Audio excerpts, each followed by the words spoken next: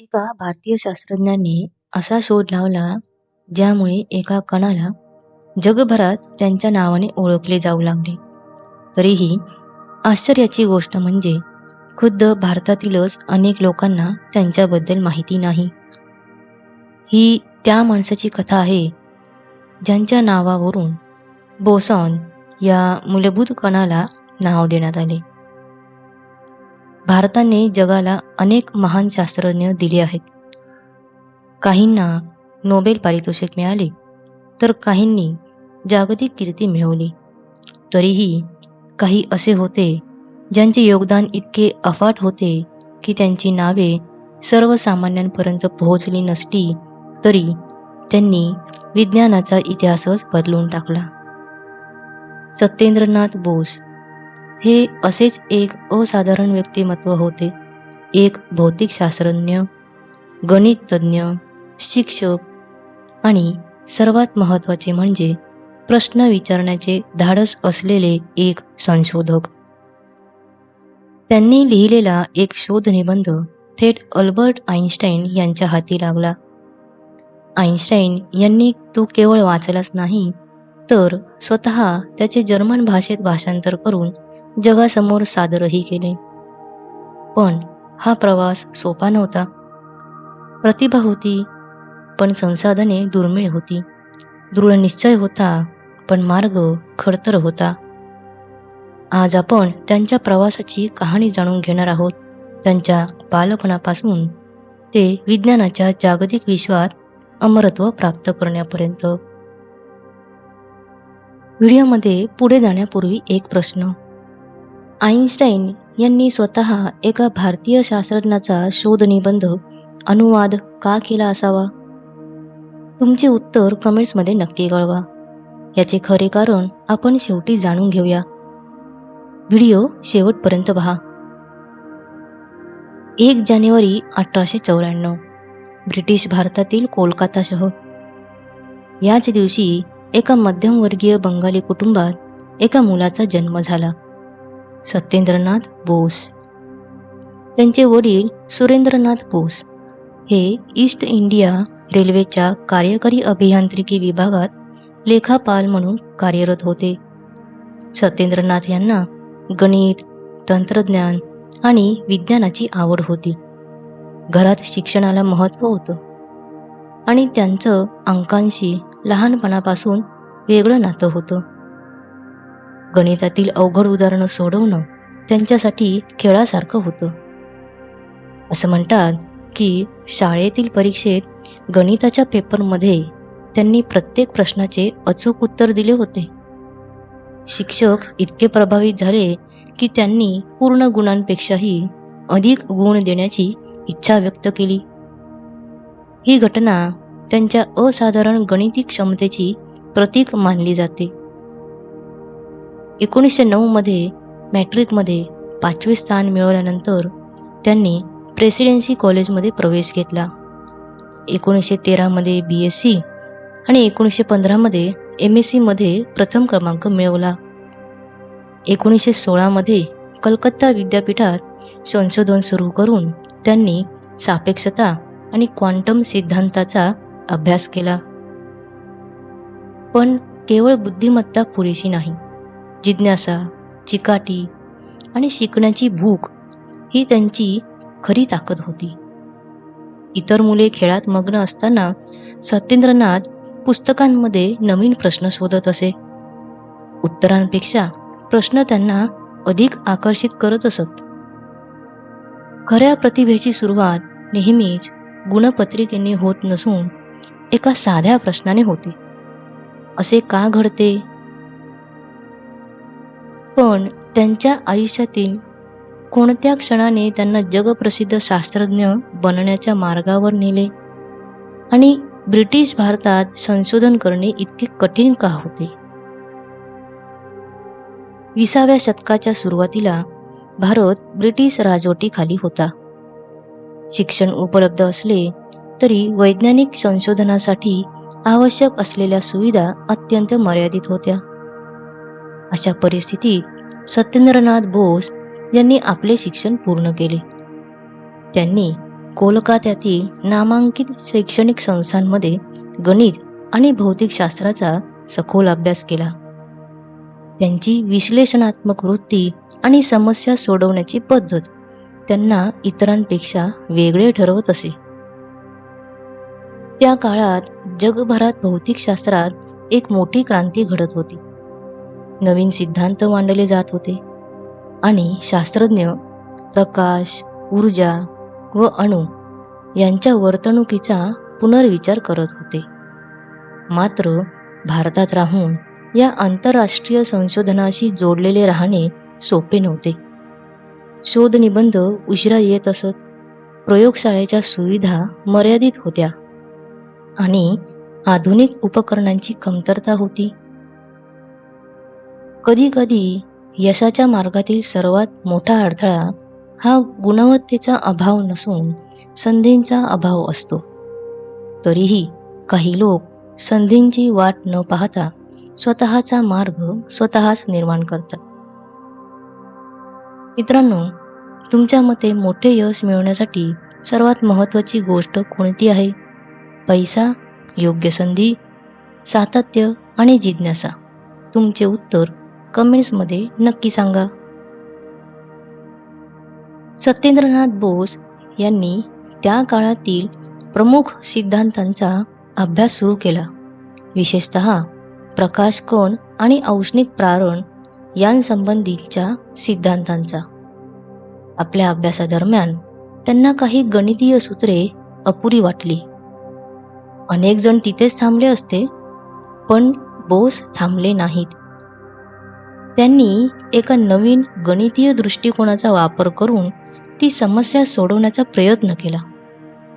हा एक धाडसी निर्णय होता, कारण त्या काळातील प्रस्थापित विचारांना आव्हान देणे सोपे काम नव्हते. इतिहास बदलणाऱ्या कल्पना अनेकदा शांत खोलीत जन्म घेतात, टाळ्यांच्या कडकडाटात नाही. पण आता सर्वात मोठा प्रश्न हा होता की हा संशोधन निबंध जगापर्यंत कसा पोहोचणार, आणि जर तो कोणीच स्वीकारला नाही तर? त्याच क्षणी त्यांच्या आयुष्यात असा एक निर्णय घेण्यात आला ज्याने भारतीय विज्ञानाचा इतिहास कायमचा बदलून टाकला. साल होते 1924. सत्येंद्रनाथ बोस यांनी प्रकाश कणांच्या वर्तनावर एक शोध निबंध तयार केला. त्यांच्या मते प्रकाश कण मोजण्याची पारंपरिक पद्धत काही बाबतीत अपुरी ठरत होती. त्यांनी त्या समस्येकडे एका पूर्णपणे नवीन गणितीय दृष्टिकोनातून पाहिले. त्यांनी तो शोध निबंध एका वैज्ञानिक नियतकालिकात सादर केला, पण तो स्वीकारला गेला नाही. अनेक लोक तिथेच थांबले असते. कदाचित माझे काम पुरेसे चांगले नाही असा विचार करून त्यांनी कदाचित संशोधन सोडून दिले असते. पण सत्येंद्रनाथ बोस यांनी एक वेगळाच निर्णय घेतला. त्यांनी आपला शोध निबंध थेट जगातील सर्वात प्रसिद्ध शास्त्रज्ञांपैकी एक असलेल्या अल्बर्ट आइन्स्टाईन यांना पाठवला. बोस यांनी आपला शोध निबंध अल्बर्ट आइन्स्टाईन यांना पाठवून त्यांचा अभिप्राय आणि प्रकाशनासाठी मदत मागितली. पत्रात त्यांनी आपल्या संशोधनाचे महत्त्व सांगितले, जर्मन भाषेतील अडचण नमूद केली आणि पूर्वी आइन्स्टाईन यांच्या सापेक्षतावादावरील शोध निबंधांचे इंग्रजी भाषांतर आपणच केले असल्याचा उल्लेख केला.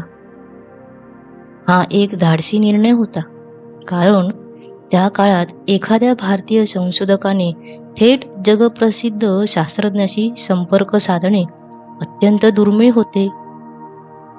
कधीकधी आपल्या आयुष्यातील सर्वात मोठी संधी आपल्याला आयती मिळत नाही, तर ती संधी साधण्याचे धाडस एकवटून आपण स्वतःच ती निर्माण करतो. काही दिवसांनी पत्राचे उत्तर आले. आइन्स्टाईन यांनी बोस यांचा शोध निबंध काळजीपूर्वक वाचला. त्यांनी त्यातील संकल्पना अत्यंत महत्त्वाची वाटली. इतकेच नाही, तर त्यांनी स्वतः त्या शोधनिबंधाचे जर्मनमध्ये भाषांतर करून एका प्रतिष्ठित वैज्ञानिक नियतकालिकात प्रकाशनासाठी पाठवले. हा क्षण केवळ सत्येंद्रनाथ बोस यांच्यासाठीच नव्हे, तर भारतीय विज्ञानासाठीही ऐतिहासिक ठरला. जर तुम्ही सत्येंद्रनाथ बोस यांच्या जागी असता, तर नकार मिळाल्यानंतर पुन्हा प्रयत्न केला असता का? तुमचं उत्तर कमेंट्समध्ये लिहा. आता प्रश्न असा निर्माण होतो की बोस यांनी नेमके काय मांडले होते? हे समजून घेण्यासाठी आपण एक सोपे उदाहरण पाहूया. समजा एका चित्रपटगृहात 100 जागा आहेत. जर प्रत्येक व्यक्तीला स्वतंत्र जागेवर बसावे लागले, तर आपण प्रत्येक व्यक्तीला ओळखू शकतो. पण अशा काही वस्तूंची कल्पना करा ज्या एकमेकांपासून अजिबात वेगळ्या ओळखता येणार नाही. त्या एकाच अवस्थेत एकत्र अस्तित्वात राहू शकतात. बोस यांनी गणिती पद्धतीने हे सिद्ध केले की प्रकाशाचे कण म्हणजेच फोटॉन्स अशा प्रकारे वागू शकतात. आइन्स्टाईन यांनी या कल्पनेचा आधार घेऊन पुढे कार्य केले आणि त्यातून बोस आइन्स्टाईन सांख्यिकी म्हणजेच बोस आइन्स्टाईन स्टॅटिस्टिक्स विकसित झाली. मोठे शोध अनेकदा गुंतागुंतीच्या समीकरणांमध्ये दडलेले असतात. तरीही त्यामागची मूळ संकल्पना साधीच असते. ती म्हणजे जगाकडे एका वेगळ्या दृष्टिकोनातून पाहणे. आज भौतिकशास्त्रात काही मूलभूत कणांना बोसॉन म्हणून ओळखले जाते. हे नाव सत्येंद्रनाथ बोस यांच्या सन्मानार्थ देण्यात आले. या श्रेणीमध्ये प्रकाशाचे कण, फोटॉन आणि इतर अनेक कणांचा समावेश होतो.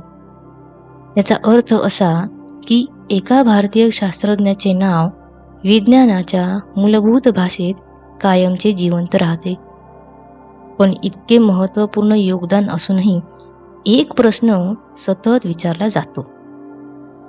सत्येंद्रनाथ बोस यांना नोबेल पारितोषिक का मिळाले नाही? हा प्रश्न आजही विज्ञानाच्या इतिहासातील सर्वाधिक चर्चेला जाणाऱ्या विषयांपैकी एक आहे. अल्बर्ट आइन्स्टाईन यांनी सत्येंद्रनाथ बोस यांच्या विचारांचे समर्थन केल्यानंतर त्यांच्या संशोधनाची जगभरात चर्चा होऊ लागली. त्यांनी अध्यापन, संशोधन आणि विद्यार्थ्यांना प्रेरित करण्याचे आपले कार्य अविरतपणे सुरू ठेवले. त्यांनी भारतातील विज्ञान शिक्षण बळकट करण्यावर, संशोधनाची संस्कृती रुजवण्यावर आणि तरुणांना प्रश्न विचारण्यास प्रोत्साहित करण्यावर विशेष भर दिला. त्यांचा कार्याचा प्रभाव केवळ एका शोधनिबंधापुरता मर्यादित नव्हता. आज क्वांटम भौतिकशास्त्र, कण भौतिकशास्त्र आणि आधुनिक तंत्रज्ञानाच्या अनेक शाखांमध्ये त्यांच्या विचारांचा पाया दिसून येतो. काही लोक पुरस्कार जिंकतात, तर काही लोक अशी विचारधारा निर्माण करतात जी अनेक भावी पिढ्यांना मार्गदर्शन करते. एवढे महत्त्वपूर्ण योगदान देऊनही सत्येंद्रनाथ बोस यांना नोबेल पारितोषिक मिळाले नाही. मात्र इतिहासात याचे कोणतेही एक अधिकृत कारण नोंदवलेले नाही. विज्ञानाच्या इतिहासावर लिहिणारे अनेक विद्वान विविध शक्यता मांडतात. इतर शास्त्रज्ञांनी नंतर त्यांच्या मूळ संशोधनावर मोठ्या प्रमाणावर काम केले. त्यावेळी नोबेल निवड प्रक्रिया आणि वैज्ञानिक मूल्यांकनाचे निकष वेगळे होते. काहींच्या मते त्यांच्या इतर संशोधनाला जागतिक स्तरावर तितकी प्रशंसा मिळाली नाही. मात्र या केवळ ऐतिहासिक तर्क आहेत. त्यांना अंतिम सत्य मानले जाऊ शकत नाही. एखाद्या व्यक्तीच्या महानतेचे मोजमाप केवळ पुरस्कारांनी केले जात नाही. कधी कधी इतिहास स्वतःच त्या व्यक्तीचा सर्वोच्च सन्मान ठरतो. 1980च्या दशकात आणि त्यानंतरच्या काळात कण भौतिकशास्त्राचा वेगाने विकास झाला. आज जगभरातील भौतिकशास्त्राचा प्रत्येक विद्यार्थी बोसॉन या शब्दाशी परिचित आहे. या नावामागे एका भारतीय शास्त्रज्ञाचा वारसा दडलेला आहे.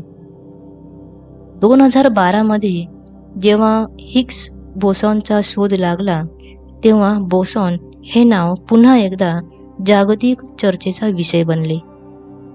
अनेकांना या नावाशी निगडीत सत्येंद्रनाथ बोस यांच्या कार्याचा चिरस्थायी ऐतिहासिक वारसा आठवला.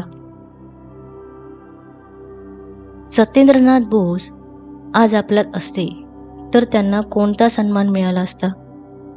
तुमचे मत कमेंट्समध्ये नक्की कळवा. आपल्याला बोस यांच्या जीवन कार्यातून प्रेरणादायी शिकवण मिळते. ती म्हणजे प्रगती उत्तरांनी सुरू होत नाही, ती योग्य प्रश्नांनी सुरू होते. जर बोस पहिल्याच नकारानंतर थांबले असते तर विज्ञानाचा इतिहास कदाचित वेगळा असता. एक महान शिक्षक शेकडो विद्यार्थ्यांना घडवून नवीन संशोधक बनवू शकतो. लोक तुमचे नाव विसरतील, पण जर तुमच्या कार्यामुळे जग बदलले तर इतिहास तुम्हाला विसरणार नाही.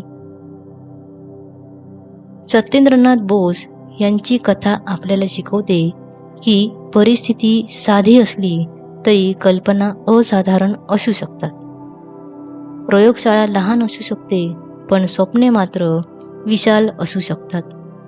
आणि कधी कधी एका व्यक्तीची जिज्ञासा संपूर्ण वैज्ञानिक जगाची दिशा बदलू शकते. सत्येंद्रनाथ बोस यांना रवींद्रनाथ टागोर यांनी विश्व परिचय हे पुस्तक समर्पित केले. त्यांना पद्मविभूषण, राष्ट्रीय प्राध्यापक पद, रॉयल सोसायटीचे फेलोशिप यांसह अनेक सर्वोच्च सन्मान मिळाले. त्यांनी अनेक प्रमुख भारतीय वैज्ञानिक संस्थांमध्ये महत्त्वाच्या पदांवर काम केले. ते केवळ एक शास्त्रज्ञ नव्हते, तर एक अशी कल्पना होती जी काळाच्या सीमा ओलांडून टिकून राहिली आहे. त्यांनी प्रस्थापित केलेला बोस-आइन्स्टाईन स्टॅटिस्टिक्स चा पाया अजूनही आधुनिक भौतिकशास्त्राचा एक महत्त्वाचा आधारस्तंभ आहे. कधी कधी इतिहास मोठ्या आवाजात बोलत नाही, तो शांतपणे आपले काम करत असतो. आणि सत्येंद्रनाथ बोस यांचे जीवन अगदी तसेच होते. साधे, शांत, तरीही अमर परिणाम देणारे. आज आपण ज्या विज्ञान विश्वात वावरतो त्यात प्रत्येक कणामागे, प्रत्येक सिद्धांतामागे आणि प्रत्येक शोधामागे एका प्रश्नाचा उगम दडलेला असतो. आणि असाच एक प्रश्न सत्येंद्रनाथ बोस यांनी विचारला होता. आज आपण त्यांना केवळ इतिहासातच नाही तर आपल्या शिकण्यात, संशोधनात आणि कुतूहलातही जिवंत ठेवू शकतो. जेव्हा तुम्ही प्रश्न विचारता, जेव्हा तुम्ही का असे विचारता, तेव्हा तुम्ही नकळतपणे बोस यांचा वारसा पुढे चालवत असता. सत्येंद्रनाथ बोस गेले नाहीत, ते विज्ञानाच्या प्रत्येक कणात अजूनही जिवंत आहेत.